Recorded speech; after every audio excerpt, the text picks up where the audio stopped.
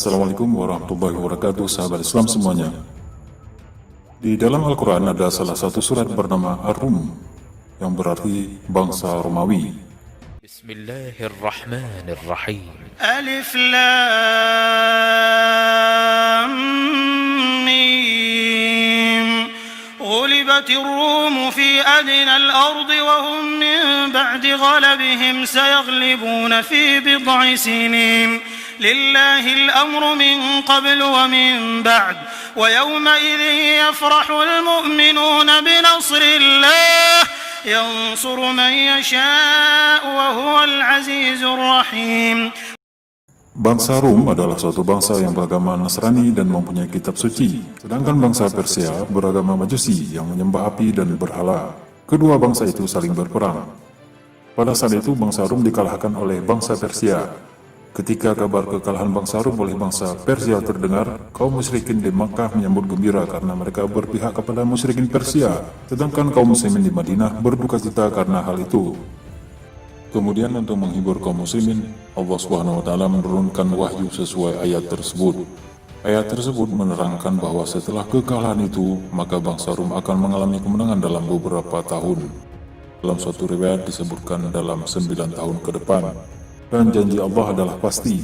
Dalam beberapa tahun kemudian, bangsa Rum dapat mengalahkan bangsa Persia. Dengan kejadian tersebut, nyatalah Muhammad SAW sebagai Nabi dan Rasul, serta kebenaran Al-Quran sebagai firman Allah Subhanahu wa Ta'ala. Di akhir zaman, umat Islam akan bersekutu dengan Romawi. Siapakah Romawi tersebut sekarang ini? Kamu akan berdamai dengan kaum Rum dalam keadaan aman. Kemudian kamu dan mereka akan memerangi suatu musuh, dan kamu akan mendapatkan kemenangan serta harta rampasan perang dengan selamat. Hadis riwayat Ahmad, Abu Daud, dan Ibnu Majah. Hadis di atas adalah salah satu tanda-tanda akhir zaman yang memberikan petunjuk bagi kita bahwa umat Islam yang berjalan di atas jalan yang benar di akhir zaman nanti adalah mereka yang bersekutu dengan Romawi. Dajjal dan pasukannya tentu mengetahui keberadaan hadis ini, sehingga dapat dipastikan mereka melakukan segala cara untuk mengaburkan siapakah Romawi yang dimaksudkan oleh Rasulullah SAW tersebut. Ada dua pendapat di kalangan ulama khalaf mengenai siapakah bangsa Rum yang ada di akhir zaman nanti. Pendapat pertama menyatakan bahwa bangsa Rum adalah Amerika Serikat dan Eropa Barat yang menganut Katolik Roma dan Kristen Reformasi atau Protestan. Pendapat kedua adalah Rusia atau bangsa Rus. Jika merujuk pada pendapat para ulama yang menekuni eskalatologi Islam, maka kemungkinan Amerika Serikat dan sekutunya sebagai bangsa Rum tidaklah cocok. Sejak terbentuknya negara-negara Eropa hingga terbentuknya Amerika Serikat dan Israel, bangsa-bangsa inilah yang selalu memerangi Islam hingga kini. Bahkan dikatakan Ya'juj dan Ma'juj berada di kelompok ini. Satu-satunya kemungkinan bangsa Rum itu adalah Rusia. Rum dalam Al-Quran mudah untuk diidentifikasi. Itu adalah gereja Kristen Ortodok Timur yang mendirikan kekaisaran Bizantium dengan Konstantinopel sebagai ibu kotanya. Rasulullah SAW mengatakan, kalian akan bersekutu dengan Rum. Kekaisaran Bizantium telah menghilang hari ini, tapi gereja Kristen Ortodok Timur tidaklah lenyap. Pertanyaan berikutnya, di manakah kita bisa menemukan kaum Rum saat ini? Atau di mana gereja Kristen Ortodok Timur saat ini berada? Jawabannya adalah di Rusia. Telah bersabda Rasulullah SAW, kamu akan berdamai dengan kaum Rum dalam keadaan aman. Kemudian kamu dan mereka akan memerangi suatu musuh, dan kamu akan mendapatkan kemenangan serta harta rampasan perang dengan selamat. Kemudian kamu berangkat sehingga sampai ke sebuah padang rumput yang luas dan berbukit-bukit. Maka seorang laki-laki dari kaum salib mengangkat tanda salib seraya berkata, salib telah menang. Maka marahlah seorang laki-laki dari kaum muslimin kepadanya, lalu ia mendorongnya dan jatuh. Pada waktu itu orang-orang Rum berkhianat dan mereka berkumpul untuk memerangi kamu di bawah 80 bendera, di mana tiap-tiap bendera terdapat 12.000 tentara. Hadis riwayat Ahmad, Abu Daud, dan Ibnu Majah. Lalu siapa musuh yang akan diperangi oleh koalisi Muslim dan Rum ini?